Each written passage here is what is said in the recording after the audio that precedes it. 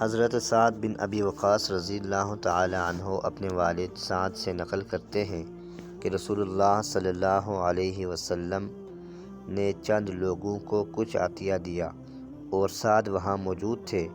رسول اللہ صلی اللہ علیہ وسلم نے ان میں سے ایک شخص کو کچھ نہ دیا، حالانکہ وہ ان میں مجھے سب سے زیادہ پسند تھا۔ میں نے کہا، یا رسول اللہ، آپ نے فلاں کو کچھ نہ دیا، حالانکہ میں اسے مومن گمان کرتا ہوں۔ آپ صلی اللہ علیہ وسلم نے فرمایا، مومن یا مسلمان؟ میں تھوڑی دیر چپ رہ کر پھر پہلی بات دہرانے لگا۔ نبی کریم صلی اللہ علیہ وسلم نے بھی دوبارہ وہی جواب دیا۔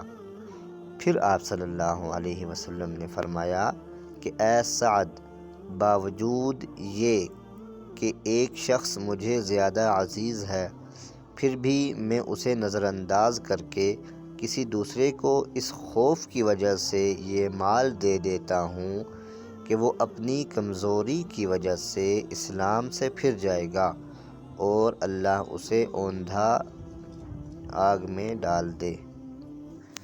صحیح بخاری حدیث نمبر 27۔